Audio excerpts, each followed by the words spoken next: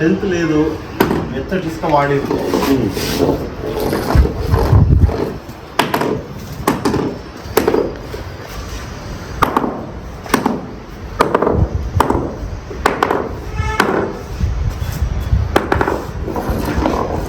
Hello sound తెలుస్తుందా?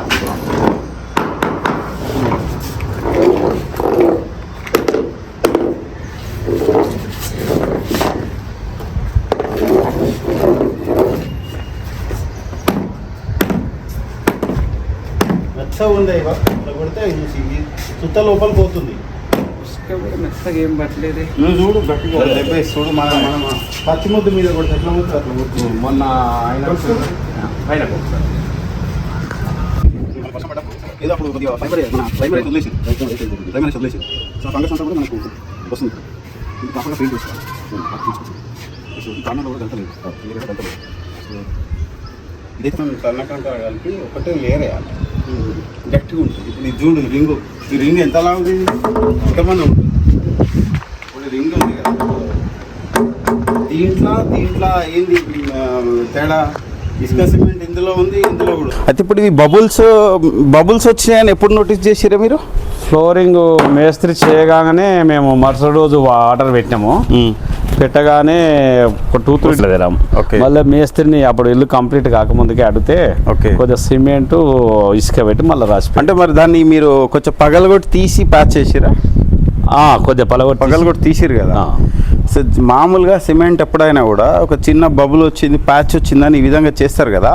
ఇది అతకలే, చూసారా సౌండ్? అతకలేదు. ఇప్పుడు ఈడ కొద్ది గొప్ప మేలే ఉంది, దీనికంటే ఇంకా వీక్ ఉంది ఇది. సో ఇట్లా ప్యాచ్లు రిపేర్ చేసినప్పుడు ఏంటంటే మామూలుగా దాన్ని ఒక షేప్, జామెట్రిక్ షేప్లో కట్ చేయాలి. అంటే 4 మూలలు బాక్స్ లాగా, కేక్ లాగా కట్ చేయాలి. ఒకసారి సిమెంట్ ప్యాచ్ ఫ్లోరింగ్ చేసిన తర్వాత ప్యాచ్ రిపేర్ చేసేటప్పుడు మామూలుగా మళ్ళీ సిమెంట్ ఇసుక మీద ఈ రిపేర్ చేసే మళ్ళీ సిమెంట్ ఇసుక అతకదు. ఆ పాతది కొత్తది అతకబడదు అనమాట. సో పాతది కొత్తది అతకదు, మనం సిమెంట్ మళ్ళీ అది లెవెల్ అవుతుంది కానీ అతకదు అనమాట. సో ఇదే ప్రాబ్లం. ఇప్పుడు ఇక్కడ చూడు, ఇదే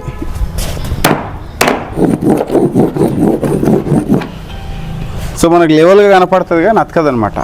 సో దానికోసం ఏం చేయాలంటే మామూలుగా సిమెంట్ కొత్తది పాతది అతకనీకే రిపేర్ పాలిమర్స్ ఉంటాయి. దాన్ని నిటోబాండ్ ఎస్బిఆర్ లాటెక్స్ అని ఇట్లా డిఫరెంట్ పాలిమర్స్ ఉంటాయి. సో ఈ పాలిమర్స్ ఏం చేస్తాయంటే సిమెంట్ పాత కొత్త దాన్ని అతికించడానికి హెల్ప్ చేస్తాయి. సో దీనికి మనము సిమెంట్లో ఈ ఎస్బిఆర్ కాంపోనెంట్ కలిపి స్లరీ లాగా చేసి మనము ఎక్కడైతే ప్యాచ్ అతికియాలనుకుంటున్నామో అక్కడ బాండింగ్ ఏజెంట్ లాగా అప్లై చేసి మళ్ళీ ఈ ప్యాచ్ చేసే సిమెంట్ ఇసుక మాల్లో కూడా ఈ ఎస్బిఆర్ అనే కెమికల్ని సిమెంట్ వెయిట్కి ఒక 10 to 15% కలపాలి. సపోజ్ మనం ఒక 10 kg సిమెంట్ తీసుకున్నాం అనుకోండి, దానికి 10% అంటే ఒక 1 లీటర్. సో 1 లీటర్ చొప్పున అది మాల్లో కలిపేసి ప్యాచ్ లెవెల్ చేస్తే ఆ రిపేర్ అనేది బాగా అతుకుతుంది. చిన్న ప్యాచే కదా చాలామంది క్యూరింగ్ చేయరు, నెగ్లెక్ట్ చేస్తారు. సో దాని మీద మళ్ళీ ప్రాపర్గా గన్నీ బ్యాగ్ వేసి తడిపి పెట్టడము, లేదా దాని చుట్టూ చిన్న కట్టగట్టి నీళ్ళు పెట్టి పెట్టడమో చేయాలి. క్యూరింగ్ చేయకపోతే కూడా స్ట్రెంత్ అనేది అచీవ్ కాదు. ఇప్పుడు మనకు మేజర్గా మీ ఫ్లోరింగ్ ఇది ఫెయిల్ అవ్వడానికి రీజన్ ఏంటంటే ఇక్కడ మీరు చాలా మెత్తటి ఇసుక వాడినరు. సో ఇప్పుడు ఇంచుమించు ఇది ఒక 2-2.5 ఇంచ్ థిక్నెస్ పడ్డది. ఇప్పుడు అక్కడ నుంచి స్లోపు అక్కడ దాకా వెళ్ళాలంటే యావరేజ్గా 2.5-2.5 ఇంచుల థిక్నెస్ చేసారు. ఈ 2.5 ఇంచుల థిక్నెస్ కాస్త ఇసుకతోటే చేసిండ్రు, ఇసుక సిమెంట్. సో ఇసుక సిమెంటు 2-2.5 ఇంచుల థిక్నెస్ చేస్తే నిలబడదు, ఈ విధంగా పగులు వస్తుంది. సో రీజన్ ఏంటంటే కొద్దిగా ఆయిల్ కలిపిండు, అదే కలిపేసి నూనె చేసుకుంటే. అయితే ఇప్పుడు మళ్ళీ మీరు పగలగొట్టి ఇదే విధంగా మళ్ళీ ఇప్పుడు రీప్లేస్ చేసినా కూడా సేమ్ ఇదే విధంగా పగులుతుంది. సో ఇప్పుడు నెక్స్ట్ చేసేటప్పుడు మీరు తీసుకోవాల్సిన జాగ్రత్త ఏంటంటే ఫస్ట్ ఆఫ్ ఆల్ సన్నటి ఇసుక తీసుకోవద్దు, దొడ్డి ఇసుక తీసుకోవాలి. దొడ్డి ఇసుకతో పాటు కొంచెం చిప్స్ యాడ్ చేసుకుంటే మంచిది, బేబీ చిప్స్. సో ఎందుకంటే మనకు థిక్నెస్ ఎప్పుడైతే 2 ఇంచులు, ఇంచున్నర దాటుతుందో కంపల్సరీగా మనము చిప్స్ అనేది యాడ్ చేసుకోవాలి. అగ్రిగేట్ బేబీ చిప్స్ అంటాం. అచ్చా అచ్చా. సో దీనికి ఒక మిక్స్ డిజైన్ ఉంటుంది. అంటే ఇప్పుడు ఎంత ఇసుక, ఎంత సిమెంట్కి ఎంత ఇసుక, ఎంత కంకర వాడాలనేది ఒక రేషియో ఉంటుంది. అది సివిల్ ఇంజనీరింగ్ కోడ్ ప్రకారంగా. ఇప్పుడు మీరు మనం కాలమ్స్ బీమ్స్ వేసేటప్పుడు ఒక బస్తా సిమెంట్కి మీరు ఇన్ని గంపలు ఇసుక, ఇన్ని గంపలు కంకర అని వేస్తారు కదా, అది కొలత పెట్టేసారు కదా. దీనికి కూడా ఆ విధంగా కొలత ఉంటుంది. బట్ ఫ్లోరింగ్కి వచ్చేసరికి ఎవరు పట్టించుకోవాలి. ఈవెన్ ఆ టైంలో మేస్త్రి కూడా ఏం మిగిలితే అది మెటీరియల్ తీసుకొచ్చి పైన లెవెల్ చేసి కళాయి పెట్టేసి వెళ్ళిపోతాడు అనమాట. సో దీనివల్ల ఏమవుతుంది అంటే ప్రాబ్లం, ఈ ఫ్లోరింగ్ ఓన్లీ ఇసుక సిమెంట్తో చేయడం వల్ల మనకి ఈ ఫ్లోరింగ్లో ఈ పగుళ్ళు వచ్చాయి కదా. సో ఇది థర్మల్ ఇంపాక్ట్ వల్ల వస్తుంది. ఇప్పుడు మనం సమ్మర్లో వచ్చేసి ఆల్మోస్ట్ 45 డిగ్రీల టెంపరేచర్ పోయింది. ఇప్పుడు మళ్ళీ మనము వర్షాకాలంలోకి వచ్చాం కాబట్టి 30 డిగ్రీస్ టెంపరేచర్ లోపలికి వచ్చాం. మళ్ళీ వింటర్లోకి వెళ్తే ఇదే టెంపరేచర్ మనకు ఒక 16 డిగ్రీస్ 15 డిగ్రీస్ పడిపోతుంది. అంటే అంత హై హీట్కి ఎక్స్పాండ్ అవుతుంది ఫ్లోరింగ్ అండ్ చల్లదనంకి కాంట్రాక్ట్ అవుతుంది. సో కాంట్రాక్ట్ అయినప్పుడు క్రాక్ అవుతుంది. ఎక్స్పాండ్ అయినప్పుడు ఫ్లోరింగ్ అనేది స్లాబ్ని వదిలిపెట్టి ఇలా పైకి వస్తుంది, కింద ఎయిర్ ఇస్తుంది. సో ఈ ఎక్స్పాన్షన్ కాంట్రాక్షన్ ప్రాసెస్లో మనకి థర్మల్ క్రాక్స్ అనేది ఏర్పడతాయి. సో ఇది థర్మల్ ఇంపాక్ట్కి నిలబడి ఉండాలంటే కంకర కలపాలి. సో మాన్యువల్గా చేస్తే అట్లీస్ట్ వరస్ట్ కండిషన్స్లో మనము ఎంత ఇసుక తీసుకుంటే అంత కంకర కలపాలి. గుడ్డి గుర్తు. కంకర అంటే 20 mm కంకర కాదు, మరి మనకు థిక్నెస్ని బట్టి 6 mm కానీ 10 mm కానీ వేసుకోవచ్చు. 10 mm వేసుకోవచ్చు. వేసుకుంటే గట్టిదనం వస్తుంది. ఫ్లోరింగ్ అనేది ఈ విధంగా పగులు రాదు. సో మనకి బాగా పనిచేస్తుంది. అయితే ఇప్పుడు చాలా మంది చేసే మిస్టేక్ ఏంటంటే, ఇప్పుడు ఈ విధంగా పగుళ్ళు వచ్చిందని ఫ్లోరింగ్ పగలగొట్టి తీసేస్తారు.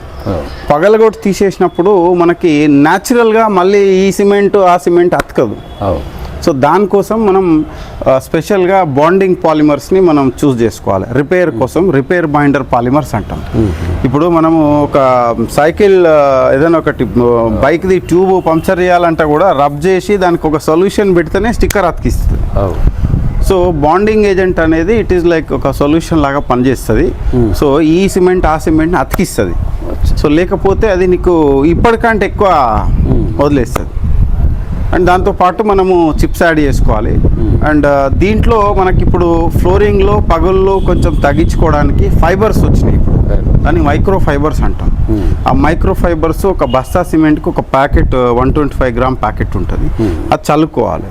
సో అది క్రాక్ అవ్వకుండా కంట్రోల్ చేస్తుంది. ఇప్పుడు ఈ విధంగా మనకి ఈ క్రాక్స్ రాకుండా కంట్రోల్ చేస్తుంది. అండ్ రెండవది క్యూరింగ్ అనేది చాలా ఇంపార్టెంట్. ఇప్పుడు ఈరోజు ఫ్లోరింగ్ కంప్లీట్ అయిపోయింది. నెక్స్ట్ డే మార్నింగ్ వాళ్ళు ఇప్పుడు ఫ్లోరింగ్ చేసిన తర్వాత కూడా మనకు కట్టలు కట్టి నీళ్ళు పెట్టి ఇంపార్టెంట్. క్యూరింగ్ కోసం మళ్ళీ మీరు దీనిపైన వాటర్ స్టాపర్స్ కట్టలు కట్టి నీళ్ళు పెట్టాలి. స్లాబ్ వేసినప్పుడు ఏ విధంగా పెడతారో ఆ విధంగా పెట్టుకోవాలి. ఎందుకంటే స్ట్రెంత్ అచీవ్ కాదు. ఇప్పుడు అదైనా కాంక్రీటే ఇదైనా కాంక్రీటే, కాకపోతే ఇందులో స్టీల్ వేయట్లేదు, అందులో స్టీల్ ఉంది. సో రెండు బిల్డింగ్ లైఫ్ ఎక్కువ ఉండాలి ప్రాపర్గా అంటే కంపల్సరీగా మనం ఈ ప్రికాషన్స్ తీసుకోవాల్సిందే. సో ఇప్పుడు కట్టలు కట్టి మినిమం ఒక 1 వీక్ వరకు మనం వాటర్ నింపాలి. 1 వీక్ టు 10 డేస్ తర్వాత వాటర్ తీసేయాలి. సో ఇది పగలగొట్టి తీసేసినప్పుడు మేజర్గా మనకి ఈ కార్నర్స్ అంతా కూడా ప్రాపర్గా టేపర్, ఈ యాంగిల్ ఫిల్లెట్ అని గల్తా అని అంటాం. ఆ గల్తా పెట్టుకున్న తర్వాత స్లాబ్ అంతా క్లీన్ చేసి వాటర్ ప్రూఫ్ కోటింగ్స్ మనము 2 లేయర్స్ రుద్దాలి. సో దానికోసం మనకు SBR అనే పాలిమర్ని మనం సిమెంట్ కలిపి 2 లేయర్లు రుద్దొచ్చు. 2వ లేయర్ పైన మనం శాండ్ స్ప్రింకిల్ చేసుకోవాలి. సో దాని తర్వాత మనము ఈ ఫ్లోరింగ్ చేసే రోజు మనం ఈ కళ్ళ మలికినట్టుగా సిమెంట్ SBR కెమికల్ కలిపి స్లరీ లాగా చేసి ఆ జాడు చీపురుతోటి దాన్ని స్లాబ్ మీద స్ప్రెడ్ చేసుకుంటా దాని మీద మాల వేసుకుంటూ రావాలి. పచ్చి మీదనే పట్టుకుంటుంది. ఇప్పుడు సొల్యూషన్ లాగా పనిచేస్తుంది అది. లేకుంటే ఫ్లోరింగ్ పట్టదు అది. సో ఇప్పుడు ఈ వాటర్ ప్రూఫింగ్ కోటింగ్స్ స్లాబ్ ఏం లీక్ లేదు కదా, ఇవన్నీ మీరు అవాయిడ్ చేస్తామన్నా కూడా ఆ బాండింగ్ ఏజెంట్ అయితే అవాయిడ్ చేయొద్దు. అది చాలా ఇంపార్టెంట్. ఇప్పుడు మామూలుగా ఇది తీయకుండా చేస్తే మటుకు యూజ్ నిలబడదు. ఇప్పుడు మీరు తీయకుండా చేసినా కూడా దీనికైనా కూడా ఈజీగా ఒక 30, 40, 50 రూపాయలు ఖర్చు పెడతారు పర్ SFTకి. కెమికల్ కోట్కి వేసినోడు ప్లస్ క్లీనింగ్ కానీ అండ్ మెటీరియల్స్కి వీడంతా ఒక మీకు 50 రూపాయలు లెక్క చెప్తాడు పర్ SFT. ఇప్పుడు పైన కింద కలిపి ఇంచుమించు ఒక ఎంత ఉంటుంది ఏరియా? అంతా కలిసి 1130 వచ్చింది. 1130 కదా. 1130 అంటే మీరు ఈజీగా 50,000 ఖర్చు పెట్టిస్తాడు. 50,000 ఖర్చు పెట్టించినప్పుడు ఏం ఉపయోగం ఉంది దాంతో? ఫ్లోరింగ్ అంతా డుల్ల ఉంది, దాని పైనుంచి ఏదో కోటింగ్ రుద్దిపోతే ఆల్రెడీ కింద ఎయిర్ ఇడిచిపెట్టింది ఫ్లోరింగ్. ఆ ఎయిర్ ఏమవుతుంది, హీట్కి రేపు మళ్ళీ సమ్మర్ వచ్చినప్పుడు బుడగల్లాగా ఉబ్బుతుంది. ఉబ్బి దాని మీద నడిచి చేస్తున్నప్పుడు అది పగిలిపోతుంది. బుడగలు ఏదైతే బబుల్స్ వచ్చినాయో పగిలిపోయి ఆ లేయర్ ఊడిపోతుంది. సో దానికి దీని పైనుంచి వేసేది కాకుండా ఇది ఫ్లోరింగ్లో ఎలాంటి స్ట్రెంత్ లేదు, చాలా మొత్తం మెత్తగా ఉందన్నమాట. స్ట్రెంత్ లేదు, వీక్ ఉంది. ఇది మొత్తం పగలగొట్టి తీసి ఈసారైనా మీరు చేసుకునేటప్పుడు సిమెంట్ ఇసుకతో పాటు కంకర కలపండి. ఎలా కలపాలి, ఎంత కలపాలో నన్ను అడగండి, ఆ టైంలో నేను చెప్తాను మీకు.